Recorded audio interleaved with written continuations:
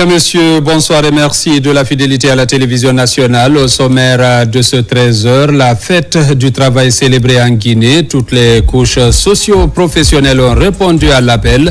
La qualification du travail et l'amélioration des conditions de vie des travailleurs sont entre autres points consignés dans un mémorandum adressé au gouvernement. Le renforcement du partenariat entre la Guinée et l'OIF discuté à Genève entre le ministre guinéen de la Justice et Henri Monceau, représentant de l'institution auprès de l'Office des Nations Unies à Genève, un appui pour la réussite des prochaines élections, sont entre autres les points sollicités. Soutien aux actions du chef de l'État général Mamadi Doumbouya du côté de Angers. Les Guinéens vivant dans cette ville se sont fortement mobilisés pour exprimer leur soutien au général Mamadi Doumbouya. C'est tout pour les titres. Une fois encore, bonsoir et bienvenue dans ce journal Fête du Travail. La Guinée, à l'instar des autres pays, a célébré le 1er mai au stade général Lansana Conté de Nongo. Travailleurs, centrales syndicales et membres du gouvernement ont répondu présents à ce rendez-vous. Dans les discours, des doléances allant dans le sens de l'amélioration des conditions de travail ont été présentées. Reportage Aïssata Marshall. La Journée internationale du travail est l'occasion de célébrer la classe ouvrière et de reconnaître l'importance et poursuivre les luttes pour les droits de travail. L'équité et la justice sociale. Cette année en Guinée, c'est le stade général Lansana Conté de Nongo qui a accueilli les milliers de travailleurs venus de divers secteurs d'activité. Les responsables des 13 centrales syndicales réunis au sein du mouvement syndical guinéen et des autorités. Un rendez-vous incontournable de diagnostic et de plaidoyer en faveur de l'amélioration des conditions de vie des travailleurs. À ce grand rassemblement, le mouvement syndical guinéen a présenté son cahier de charge portant sur plusieurs points. En dépit de certaines avancées significatives, obtenues ça et là par le biais du dialogue social, il est à constater qu'il reste encore des sujets très brûlants. Le manque d'emplois sûrs et attractifs pour résorber progressivement le chômage massif et endémique des jeunes diplômés, la rétention des informations relatives aux industries de l'emploi, les bas salaires qui ne répondent plus au coût de la vie à cause de plusieurs facteurs endogènes et exogènes incontrôlables, devenant une véritable catastrophe dans le milieu des travailleurs et travailleuses. La célébration de cette année intervient dans un contexte de profondes réformes visant à garantir un emploi décent, avec la revalorisation salariale et des pensions des retraités. Les travailleurs de l'administration publique ont également eu droit à une prise en charge à hauteur de 80%. Le ministre du Travail et de la fonction publique, qui reconnaît le droit des revendications syndicales, rassurait que le gouvernement restait engagé à améliorer les conditions de travail en s'appuyant sur une réforme de l'administration et le renforcement de la justice sociale. Aujourd'hui, nous nous rassemblons pour célébrer ce jour exceptionnel. Je veux dire ici, travailleuses et travailleurs de Guinée, que vous êtes l'âme de la nation. Quant aux employeurs de Guinée, vous êtes les artisans de notre développement économique. Ensemble, vous êtes le socle sur lequel repose l'avenir de notre chère Guinée. Le Premier ministre Amadou Ourouba a lui aussi honoré de sa présence cette célébration témoignant à l'importance accordée par le gouvernement au monde du travail. Il a exprimé sa reconnaissance envers tous les travailleurs guinéens. Amadou Ourouba a réaffirmé la volonté de l'exécutif à poursuivre les réformes sociales et a appelé à l'unité des partenaires pour bâtir une Guinée plus juste, plus équitable et plus solidaire. C'est l'occasion pour moi, au nom du président de la République, le général Mamadi Doumbouya, de vous féliciter, de vous encourager et de vous dire que nous sommes reconnaissants pour votre capacité à maintenir un climat de paix et d'apaisement qui permettent pas à pas de construire la transformation économique et sociale de la République de Guinée. Cette célébration du 1er mai 2025 se présente ainsi comme un moment fort d'écoute, de dialogue et d'engagement mutuel. Pour les travailleurs de Guinée, elle symbolise l'espoir d'avancées concrètes en faveur de leurs droits et leurs conditions de vie.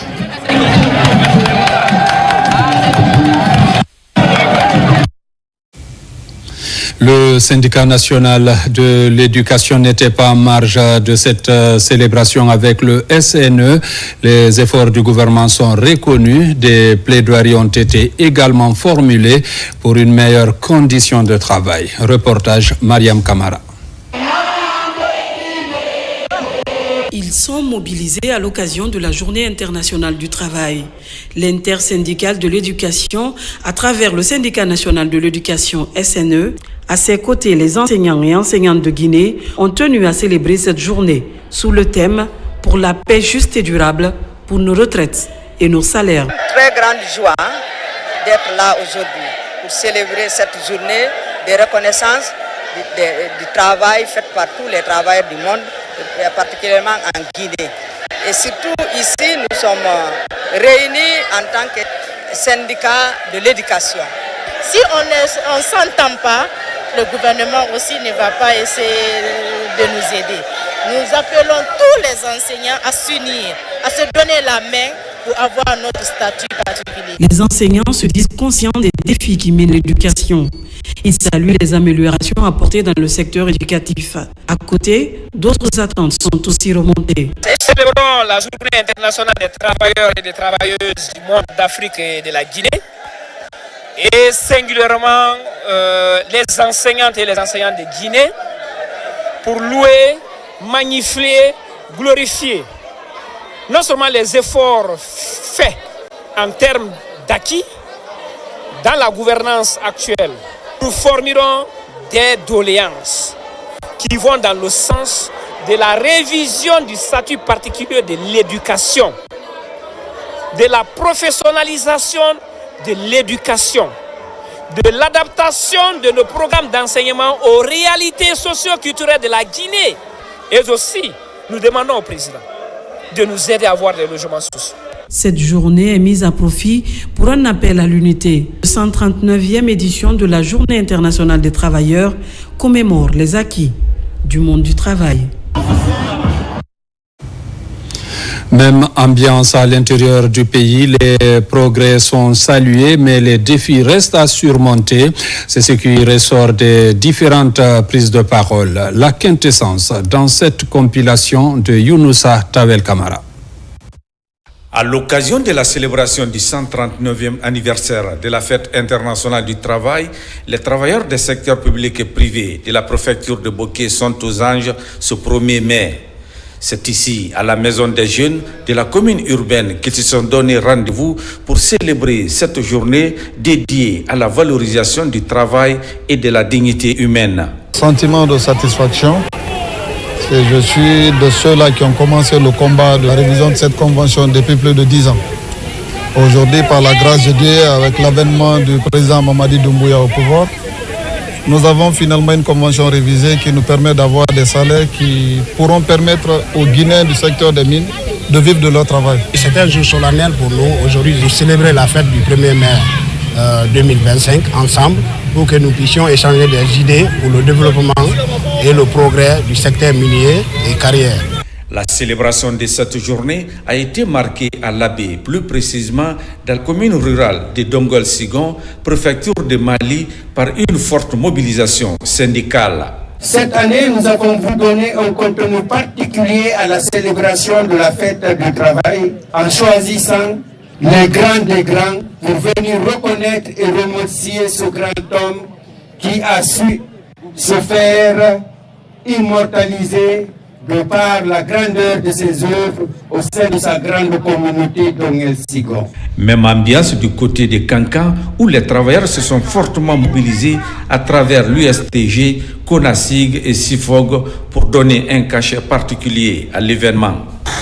Nous nous cesserons de rappeler que le mouvement syndical guinéen fait un appel pressant au gouvernement de la transition pour poursuivre réformes en cours afin de réaliser notre ambitieux projet Simandou 2040 qui pose les bases solides d'une refondation inclusive et d'un développement ambitieux pour notre pays. À travers ce carnaval géant, les travailleurs de la préfecture de Kisidou célèbrent aussi la fête du travail.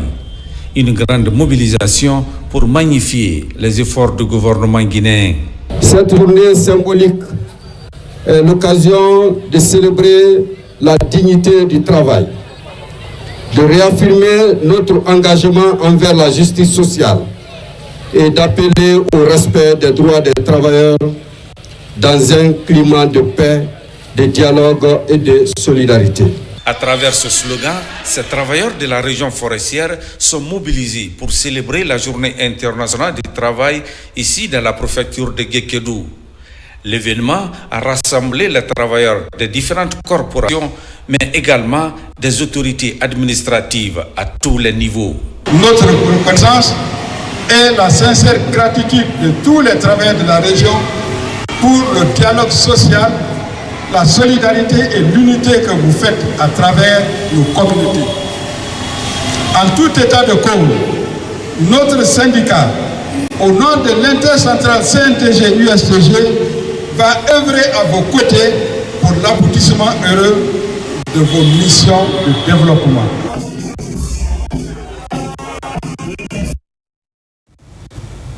En Suisse séjourne actuellement le garde des Sceaux et son équipe. Yaya Kairaba Kabaré, soit le représentant permanent de l'Organisation internationale de la francophonie.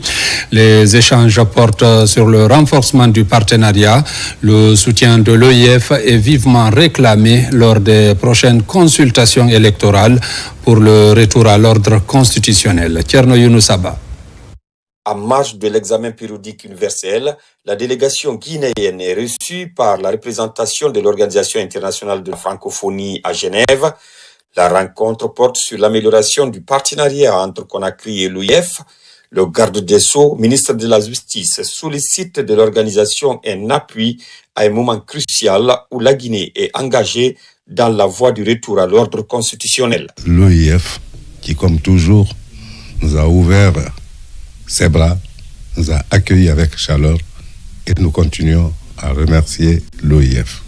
Nous avons cette échéance qui arrive à grands pas et à laquelle l'OIF n'est pas étrangère.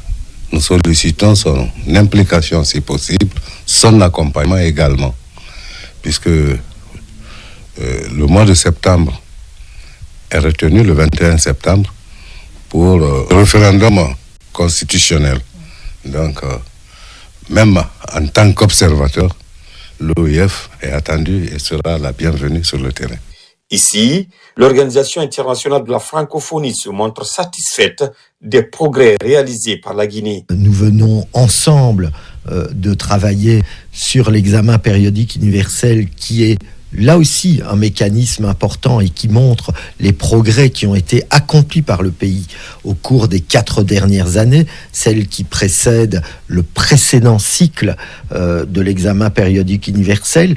On a vu comment très concrètement ces progrès s'étaient effectués et l'ensemble des pays membres des Nations Unies ont pu constater ces avancées, ont pu également formuler des recommandations pour la suite.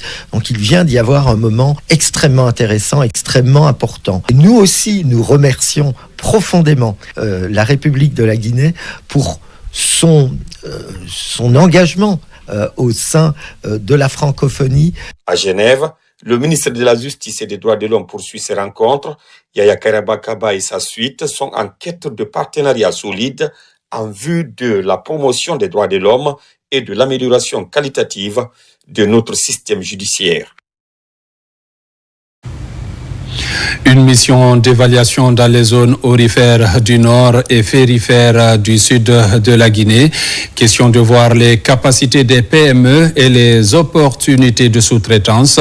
Une restitution a été faite devant les acteurs chargés de faire la promotion du contenu local. Compte rendu, Abdul Karim Kamara. Les PME nationales face aux défis de leur intégration dans le secteur des mines. Portée sur le contenu local, cette politique vise à maximiser les retombées économiques des investissements miniers et industriels au profit de l'économie locale. La bourse de sous-traitance et de partenariat mène tous les fronts de cette mise en relation. Le potentiel est immense, mais encore très sous-exploité. Et sa valorisation vraiment dépend de notre capacité collective à structurer les acteurs locaux, à renforcer les chaînes de services et les chaînes de valeur et à créer de la valeur autour des sites miniers.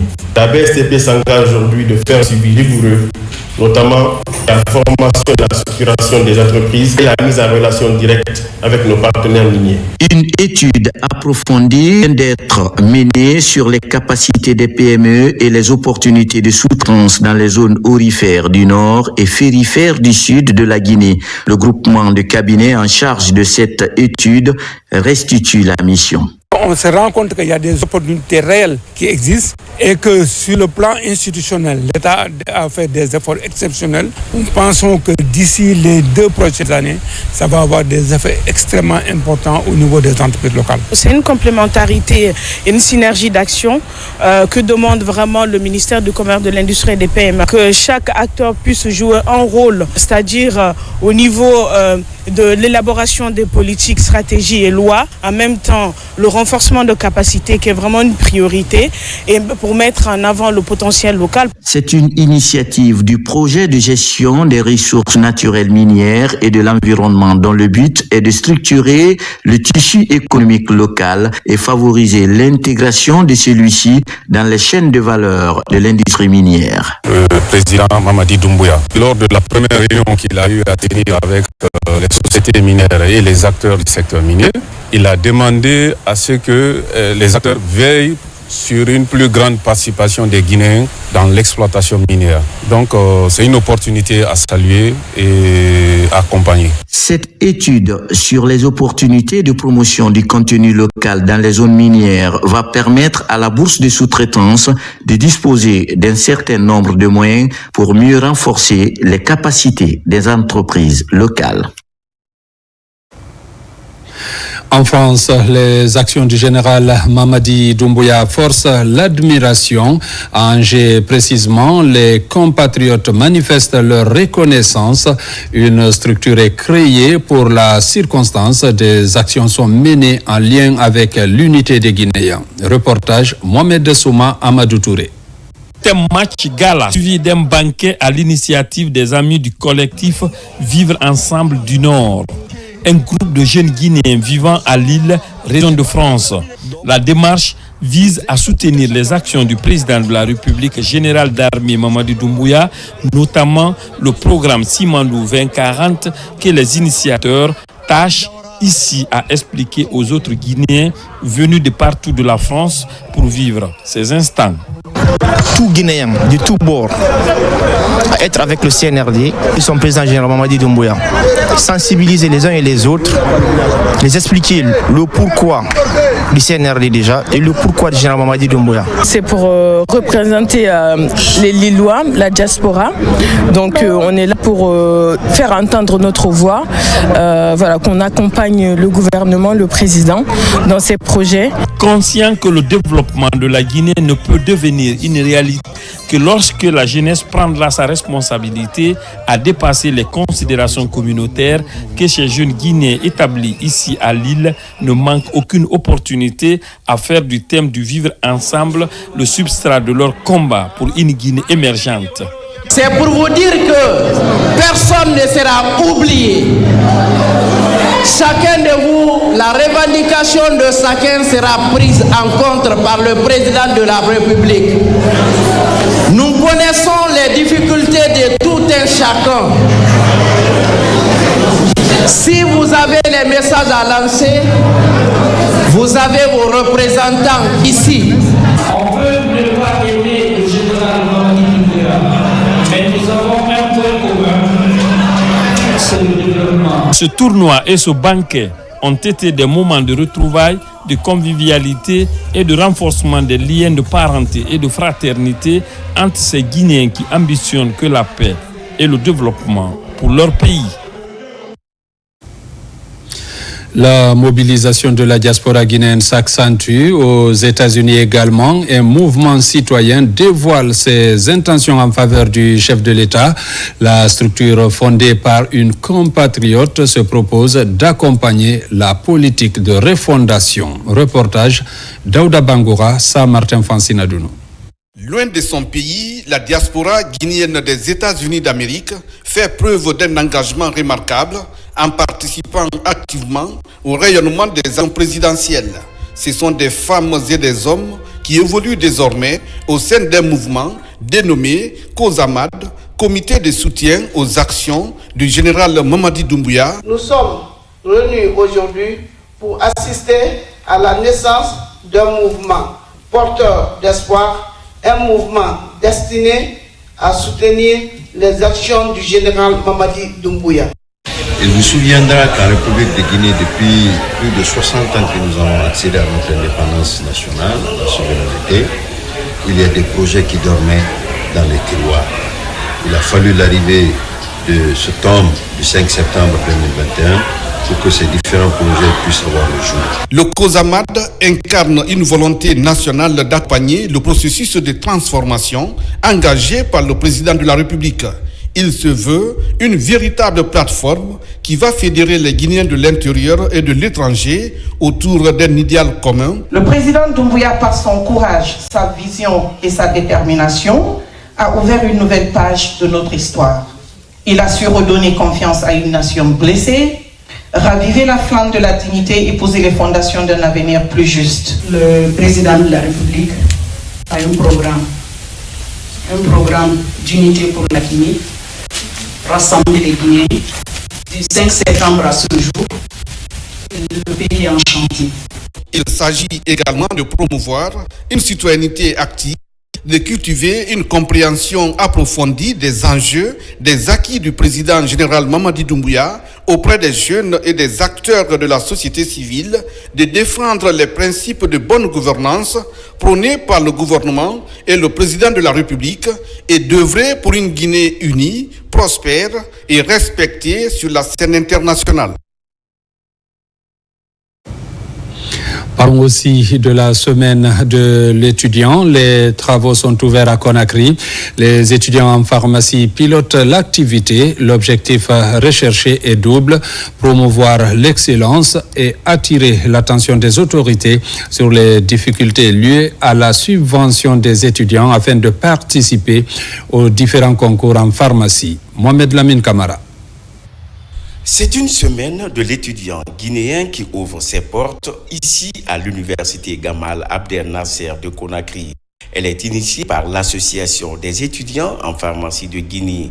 Une série d'activités est au rendez-vous pendant les 7 jours dédiés à l'étudiant guinéen en pharmacie. L'une des motivations pour lesquelles nous avons organisé cette semaine est d'abord de promouvoir donc l'excellence à travers donc nos différentes activités qui sont là. Nous avons donc des compétitions interuniversitaires où les 3 universités donc compétissent à travers donc des concours, et également nous avons donc des activités culturelles et sportives également lors de l'activité. C'est une occasion qui permet de mettre en contact les acteurs déjà dans le domaine de la pharmacie et également les étudiants qui sont au niveau universitaire afin qu'ils puissent déjà tracer une carrière vers laquelle ils peuvent aller. Avec pour thème la pharmacie au cœur des crises sanitaires, défis et innovations. L'organisation d'une telle activité réjouit les autorités à plus d'un titre. Ça a été une matinée d'échange entre nos étudiants et nous. Une matinée d'orientation, surtout pour eux. Les pharmaciens doivent jouer pleinement leur rôle parce que la bromatologie et l'hydrologie relèvent de leur ressort. Je voudrais profiter de cette occasion demander à l'ensemble des autorités de notre pays de supporter effectivement les étudiants dans l'organisation de cette semaine. Je profite aussi de la même occasion d'encourager ces étudiants et de poursuivre vraiment ce programme. Au cours de cette semaine organisée à l'honneur des étudiants guinéens, l'Association des étudiants en pharmacie de Guinée a mis cette occasion à profit pour attirer l'attention du département en charge de la santé et les autorités de l'enseignement supérieur pour l'obtention des subventions leur permettant de pouvoir participer aux compétitions internationales sur la pharmacie, le concours africain des étudiants au Zimbabwe, par exemple. La Ligue des secrétaires et assistants de direction se repositionne dans l'espace public. La structure vient de tenir son assemblée générale ordinaire. Une nouvelle équipe se retrouve désormais dans le bureau exécutif. Au nombre de 15, ses membres ont été installés dans leurs fonctions. Yaya Silla. La Ligue guinéenne des secrétaires au grand complet ici au Palais du Peuple. Les femmes secrétaires et assistantes de direction sont réunies pour célébrer la journée internationale des secrétaires et assistants de direction. Une rencontre qui a vu s'installer dans leurs fonctions la nouvelle équipe dirigeante. Je suis fier d'être à la tête de la Ligue guinéenne des secrétaires. On a pris les engagements, on a dit qu'on va faire la refondation des secrétaires. On va choisir, on va former les secrétaires, surtout les secrétaires. On va renforcer la capacité des secrétaires. Le métier de secrétariat, bon, il est multiple, très multiple. La secrétaire, une bonne secrétaire, doit être d'abord la médiatrice entre l'extérieur et son patron. Une secrétaire doit être vraiment sobre. Et qui dit secrétaire, dit taire le secret. La Ligue guinéenne des secrétaires et assistantes de direction de Guinée se veut rassurante. Elle se propose de mener un programme de renforcement des capacités de tous ses membres et se doter d'un siège national. Ces secrétaires-là constituent le maillon fort de l'administration. Donc tout passe par elles et eux, et en rentrant et en sortant aussi. Donc renforcer ce maillon-là conduirait sans doute à l'amélioration de l'administration. Donc nous avons bien noté leurs doléances dont l'essentiel est lié à la construction d'un siège. Nous avons bien pris note de cela et également nous allons œuvrer pour le renforcement de capacité en leur donnant des formations professionnelles. Avec la Ligue guinéenne des secrétaires qui a aujourd'hui 34 ans. 34 ans aujourd'hui, toutes les femmes au poste de décision devaient être là ou se faire représenter parce que une organisation féminine qui a vécu pendant 34 ans, qui a résisté au temps et à la tentation, comme le dit souvent mon honorable président Dr Dansa Kourouma, c'est pas évident. C'est là, nous sommes là au nom du président, au nom du CNT, pour les féliciter, pour les encourager, pour les signifier le rôle important qu'elles jouent dans la marche de notre administration, de nos administrations publiques et privées d'ailleurs. La Ligue guinéenne des secrétaires et assistantes de direction est une ancienne association qui a longtemps œuvré pour le bien-être de ses membres. Mesdames, Messieurs, c'est la fin de cette édition. Merci de l'avoir suivi et bonne suite de programme sur la télévision nationale.